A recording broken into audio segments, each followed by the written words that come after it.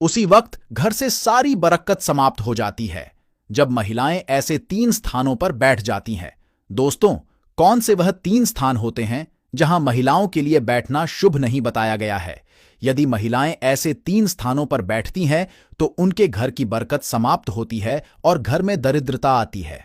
आइए जानते हैं दोस्तों। नंबर 1 है, शास्त्रों के अनुसार जब महिला के पति अपने व्यापार के लिए अथवा अपने रोजगार के लिए घर से निकलते हैं, तो जब उनके पति घर से निकल जाते हैं तो उसके तुरंत बाद महिलाओं को बैठना नहीं चाहिए। ऐसा करने से व्यापार अथवा रोजगार पर अशुभ प्रभाव पड़ता है और पति के व्यापार में पति को हानि का सामना करना पड़ता है। शास्त्रों के अनुसार महिलाओं के लिए पति के घर से निकलते ही तुरंत बैठ जाना अनुचित बताया गया है, इसलिए महिलाओं को इस बात का ध्यान रखना चाहिए। जब उनके पति घर से अपने कार्य के लिए निकलते हैं अथवा व्यापार या रोजगार के लिए निकलते हैं तो उस वक्त तुरंत नहीं बैठना चाहिए, कुछ देर बाद बैठना चाहिए। और नंबर 2 है, शास्त्रों के अनुसार महिलाओं को शाम के वक्त घर की दहलीज पर भी नहीं बैठना चाहिए। शाम के वक्त घर की दहलीज पर बैठने से घर से तेजी से समृद्धि समाप्त होती है और घर में दरिद्रता और नकारात्मकता आती है, क्योंकि शाम का वक्त ही वह वक्त होता है जिस वक्त माता लक्ष्मी भ्रमण के दौरान घरों में प्रवेश करती हैं और घर में समृद्धि को बढ़ा देती है। इसलिए ऐसे घर में माता लक्ष्मी प्रवेश नहीं करती है।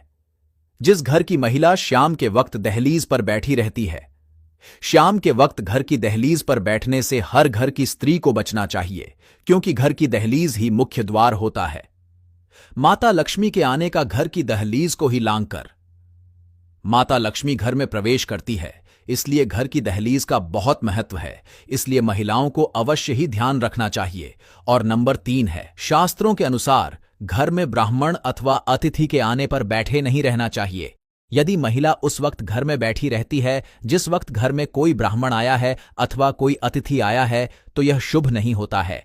उस वक्त बैठने से महिला के घर से तुरंत समृद्धि समाप्त हो जाती है, क्योंकि ब्राह्मण का अथवा अतिथि का शास्त्रों में बहुत महत्व है।